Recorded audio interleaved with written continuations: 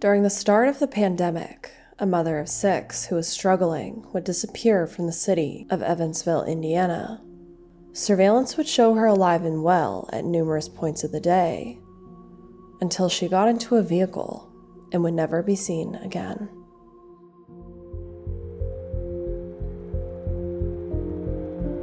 Still no answers. 9 years ago today. What happened to these 2 young children? Remains a mystery. Urgent story unfolding right now. Who is missing? An unsolved murder.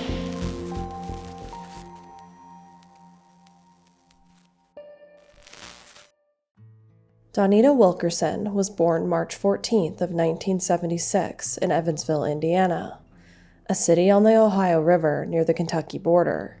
Evansville is known for its small-town feel, with the perks and amenities of a big city, and is the third largest city in Indiana. Evansville is the social and economic hub for the region, which includes southwest Indiana, southeast Illinois, and northwest Kentucky. 44-year-old Donita is remembered for her 4 a.m. phone calls, speaking her mind, being very funny with a heart of gold, and cooking the spiciest greens known to man. Her favorite color is pink. She would go on to have 6 children, pictured here, her eldest being 26 and her youngest being a pair of 15-year-old twins. Her life had been tough, though. The past few years, she had been struggling with legal issues, health problems, and finding housing. But Donita had been working on getting her life back on track, having recently found an apartment and was about to start classes to become a medical assistant. Her daughter Kiana said that her mother was really laid back, and as long as she was with friends having fun, she was good. The mother of 6 was said to have been through a lot. She was a survivor.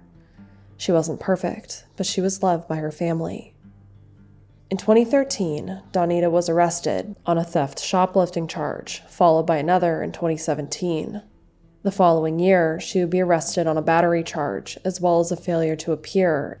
Her final charges were in 2019, when she was arrested for domestic battery in the presence of a child under the age of 16 and criminal mischief. Looking at her charges, she clearly wasn't living an easy life. In the weeks leading up to Donita's disappearance, she began receiving threatening phone calls from 2 men. One, who Donita had been dating off and on for a period of years, named Daniel, and the other, his nephew Cedric. Donita and Daniel had been dating off and on since around 2016 and had previously lived together. Information known about Daniel paints a scary road, as he was older than her, possibly in his 60s, and may have been a pastor in his past. Vanderburgh County court records showed Daniel had been arrested 4 times in 2018 and 2019 for domestic violence and battery incidents, with Donita listed as the victim. He was convicted in a 2018 case for knocking Donita to the ground and striking her in the back of the head after she refused to withdraw money from her bank account for him, according to a probable cause affidavit. In affidavits for cases that were later dismissed, Donita told police that during an argument, the man threw her on the bed, spit on her, and choked her. In another, he was accused of striking her in the head and face with a closed fist and hitting her in the back of the head with a lamp.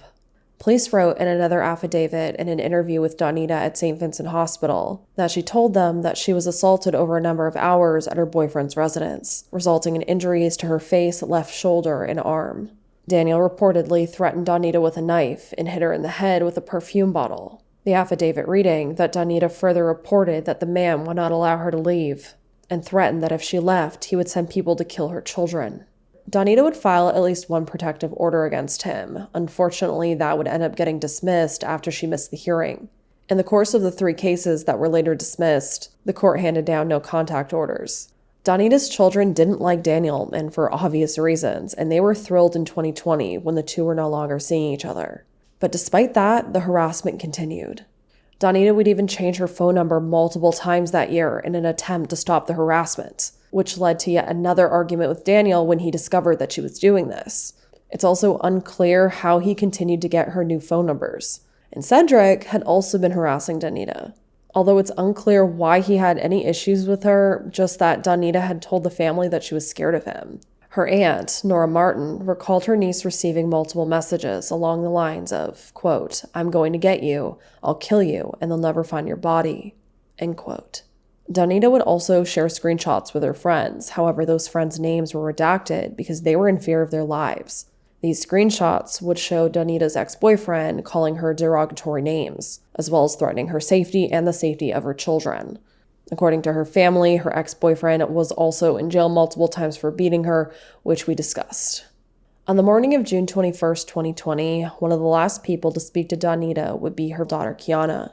That morning, the two would get into an argument after Donita called Kiana asking if Kiana's ex-boyfriend could get her a gun. Kiana was upset because she didn't understand why her mother was bringing up her ex-boyfriend, who she no longer spoke to. Some point after this, Donita would walk away from her brother's home near Lodge Avenue and Taylor Avenue, where she headed south.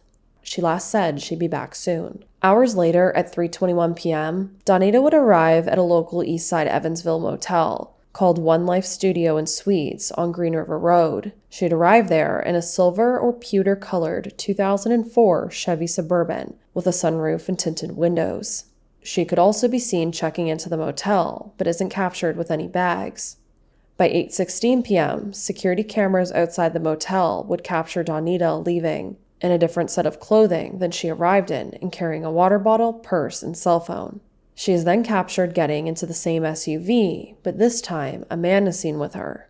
This man has been identified as Cedric. It would also be released that once Donita arrived at the motel, she stayed inside her room the entire time, while Cedric came and went, before they both left around that 8 p.m. mark. That would be the last footage ever captured of Donita. Meanwhile, her daughter Kiana had been attempting to contact her since midway through her night shift at work, but Donita wasn't answering. But since the two had gotten into that argument earlier that morning, she just assumed that her mom was still mad at her. But by the time her shift was finished, she still wasn't getting any response. So that's when she would start contacting her siblings, who would also reciprocate that they hadn't heard from their mother either. And this was extremely concerning because Donita loved to talk on the phone. She was constantly talking on the phone. Also, due to Donita's medical issues, this was concerning the family. You see, Donita had both PTSD as well as chronic kidney disease, which she required medication for. And this is when the family would realize that she did not have her prescriptions with her, and they were still at her brother's home where she had been staying for the past few weeks.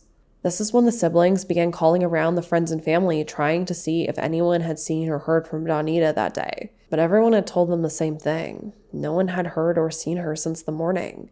They would even reach out to Daniel, who ended up giving them multiple stories. First, he claimed to have not spoken to her in 3 weeks. But then he changed his story that he'd spoken to her around the same time the rest of the family had. He then said he believed she ran off with a man in Illinois.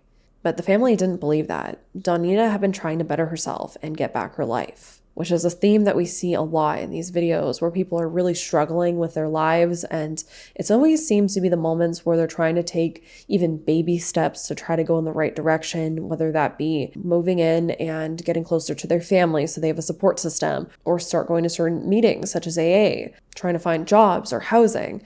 It's always in those transitions of life where these individuals vanish, and it's very concerning.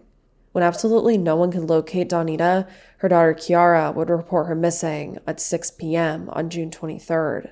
There's also reports that she was reported missing by family on June 22nd. Now, it would turn out that Donita had a warrant out for her arrest when she disappeared. So police didn't really take her disappearance seriously at first, and the family felt like they looked at it like she was probably just hiding somewhere because she had a warrant. But the warrant turned out to only be for a failure to appear in court, so it wasn't something extremely serious. It wasn't like an arrest warrant for murder or something like that, where someone might flee and go into hiding. But the family felt like due to this, Donita did not get the attention that she deserved. Police weren't searching for her. Despite the way that things seemed to be going, the evening that she was reported missing, authorities would show up at Daniel's door. He was somewhat cooperative with authorities. He allowed them to search his home very early on in the investigation. They would actually search his home on 3 separate occasions, even bringing in a canine unit, but Donita was not found there, which doesn't really stand out as a red flag to me because that just means she wasn't taken there. She could have been taken anywhere. What is very odd is that very same home would burn down not very long after. However, the fire would be considered accidental. Daniel would say that he had last saw Donita a few weeks prior when she had stopped by at his place. And Daniel was pretty casual about her disappearance. He basically said that Donita would go off sometimes and that she wasn't really missing. But it would turn out that Daniel had 4 previous convictions for DV or battery in 2 Illinois counties between 1987 and 2009. Records would show 4 different women filed for protective orders against him in Illinois counties. Authorities also tried to talk to Cedric, who said that he wouldn't talk to police without a lawyer, but couldn't provide police with his lawyer's contact information, leading them to speculate he most likely didn't have one. Authorities would also attempt to search Cedric's residence multiple times, but he refused to let them inside. Eventually, a worker from the motel would reach out to police to say that Donita had left her ID at the motel and had never come back to get it, which an ID is something you normally would need to keep on yourself. Donita's cell phone activity also showed some very concerning things. It would show that the vehicle she had gotten in would drive west through southwest Indiana, crossing the Illinois border and pinging off several towers, including near a Carbondale, Illinois hospital in southern Illinois. This would have been around a 2-hour drive. The following day, on June 22nd, her phone indicated it was back in Evansville before being shut off, and after that, it would never be turned on again. Interestingly, the 2 men that we've been speaking about tonight are both originally from Carbondale, and they also have very strong ties there. Investigators have never been able to recover the vehicle that Donita was last seen getting in. However, they were able to trace it to the owner, who unsurprisingly turns out to be Cedric.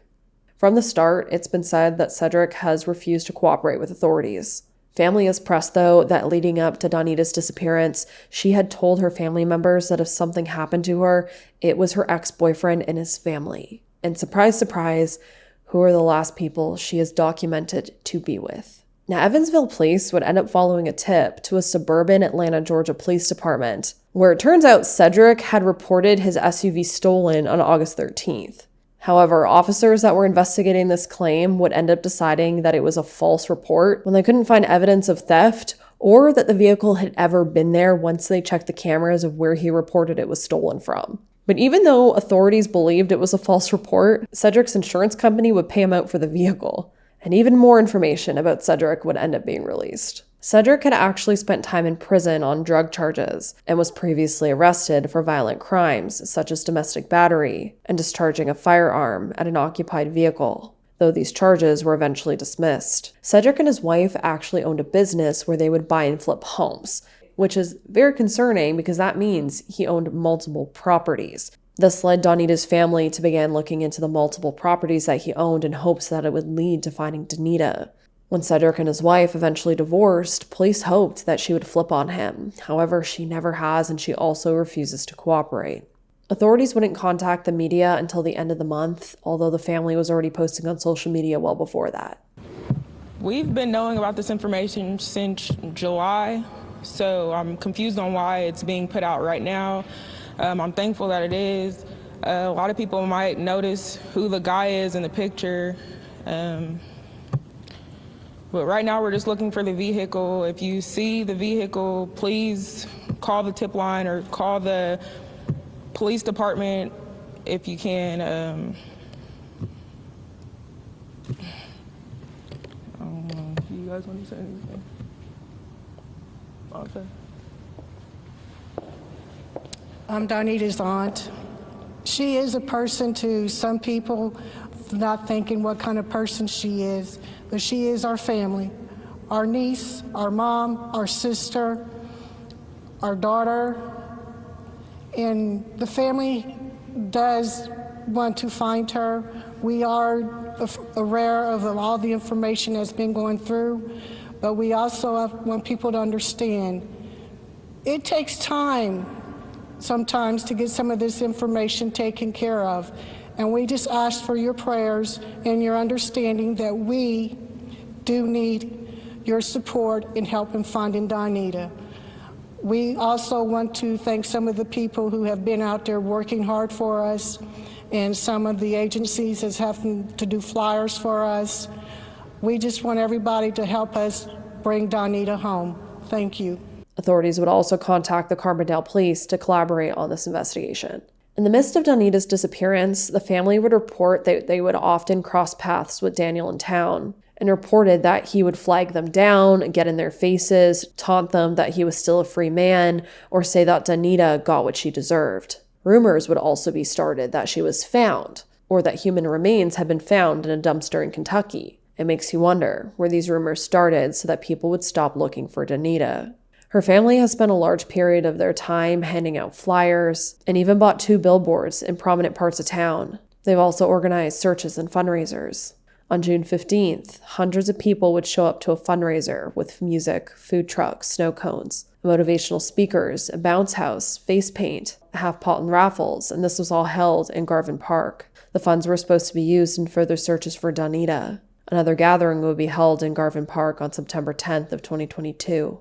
Gone, but not forgotten. I look at my grandkids, and the oldest one, I have pictures of her on my refrigerator, and they always go up and they say, Nene, Nene. And even the one that hasn't really got to meet her, I mean, he was a baby, and he goes up and says Nene. But we keep her alive, we keep the stories alive, we talk about her all the time, you know, and we're going to keep this alive. A year after Dawnita Wilkerson went missing, her family is standing and walking together, trying to figure out what happened to her. The weekend she went missing, I had told myself I had not talked to her that day, and now I could kick myself for not calling her, because I always talk to her every morning.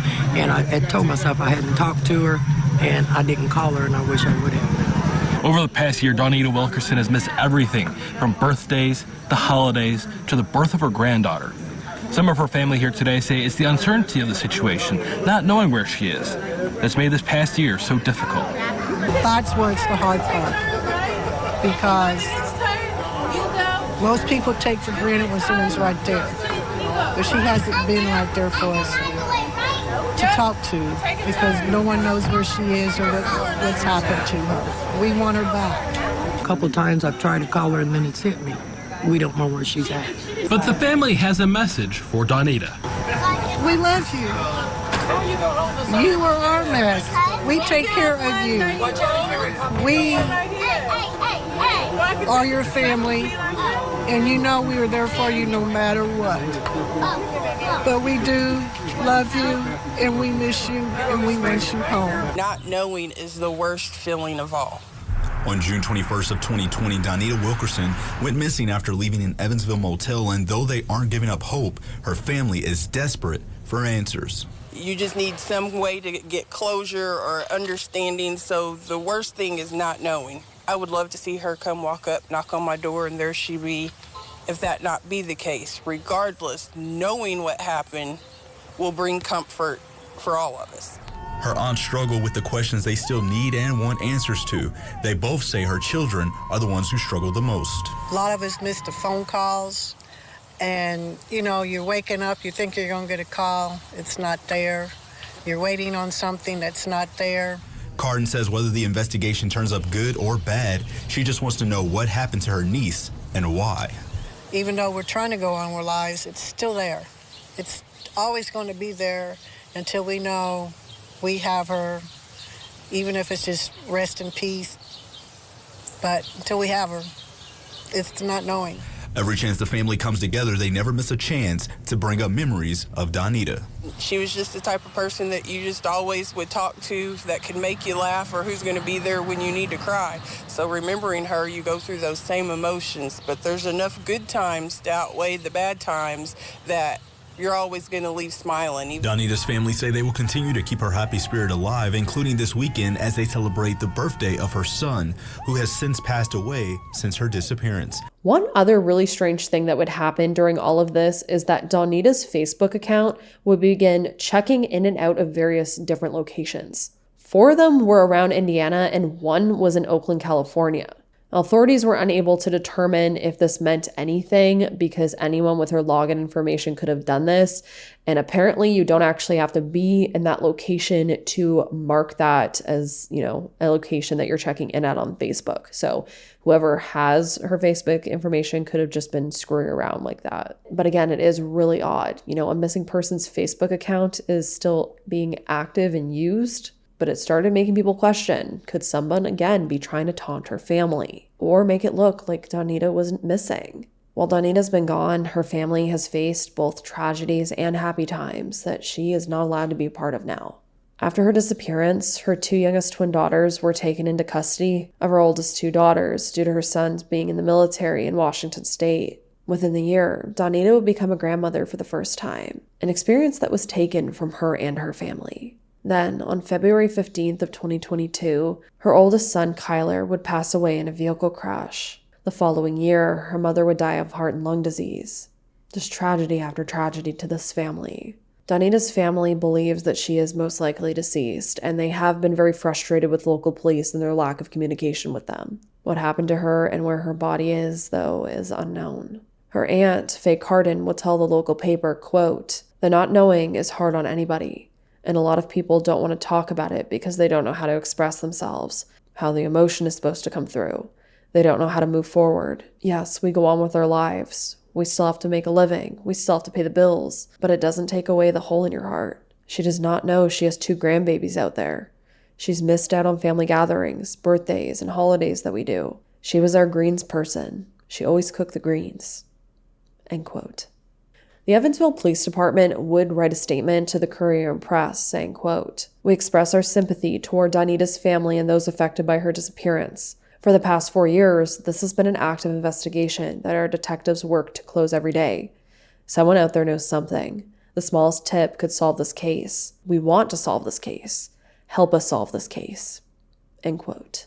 Evansville's most talked about unsolved cases, and 5 years later, it still remains a mystery. Dawnita Wilkerson vanished on June 21st, 2020, and was last seen getting in an SUV at an Evansville motel. We have our moments, but it's been rough. It's harder with the kids. We've lost one of her sons, Kyler, and we've lost her mom in the last couple of years. Faye Cardin is Wilkerson's aunt and says it feels like a nightmare that never ends. Years of memories, with one piece missing. She doesn't know that she's got 2 grandbabies out there. She's missed out on family gatherings, birthdays, just any holiday we do. She was our greens person who always cooked the greens. Shortly before Wilkerson disappeared, she was seen leaving the former home of a relative near Lodge and Taylor Avenues. Police say she was last seen at One Life Studios and Suites on Green River Road. Security cameras showed her getting into an SUV with 2 men and head towards Illinois. On June 22nd, police say Wilkerson's phone had either been shut off or the battery died. Police say they found the owner of the SUV, but say they were uncooperative. The girls didn't hear from her. They knew something was wrong. To cope with the pain of the unknown, Cardin started making mats for those who struggle with homelessness. She dedicated her 100th mat to Wilkerson, hoping it would encourage someone to speak up. Her favorite color is pink, so I found all kinds of colors of pink shirts to make the mat, and I put a sticker on it because usually the sticker says, "Hi, this mat was specially made for you." And then I put "By Faye." EPD says it is still an active investigation and detectives are working around the clock. Anyone with information is encouraged to contact Evansville Police. What police are needing is not only where Donita is or what happened to her, but they also want information on that SUV, Cedric's SUV. As I said, since it has last been captured on that surveillance video, it has never been seen again. And why would Cedric go and make a false police report all the way in Georgia when that SUV was allegedly never there? Why report your vehicle stolen in a completely different state that is nowhere near where you live? And why would it disappear the same day Donita did, the same day that you're captured last with her? Clearly, Donita was in a very bad DV relationship with Daniel. That is clearly documented in the various police reports. Clearly, she had also told multiple people that she was also terrified of his family, and that may include Cedric. And as we see in DV cases, it takes multiple times for a victim to leave. And Donita kept getting pulled back, it seems. Even though she was trying to get away, she was doing what she could, she was still being harassed, and she still somehow ended up that day with Cedric. Why was she asking her daughter that day for a gun? Why did she end up at that motel with Cedric? And why did she leave with him? What was happening that day? What were the plans? None of that is known. Those are all questions that I hope are eventually answered. Donita describes a black female standing 5'3" tall, weighing around 145 pounds, with black hair and brown eyes. Donita also has multiple tattoos, including a heart on her lower back, praying hands with the name Timmy on her upper right shoulder, and a cross on her upper left shoulder. She was last seen wearing what is pictured here, a red V-neck t-shirt with St. Louis on the front, blue denim shorts, dark-colored socks with white polka dots, and sandals. The silver 2004 Chevy Suburban SUV with license plate 370MCR is also sought. If you have any information as to what happened to Donita, where she may be, as well as the involvement with Cedric and where his SUV may be, please contact the authorities. I'll have the information linked down below. This family deserves answers. It has been 5 years too long, and Donita deserves to be found and brought home. What do you all think about this case? I'll be in the comment section chatting with you all. If you have any other information that I didn't find and include in today's video, let's chat about it below. And as always, my heart goes out to this family. I truly hope answers come soon. I hope you all stay safe out there, lock your windows and doors, and I hope to see you in the next video.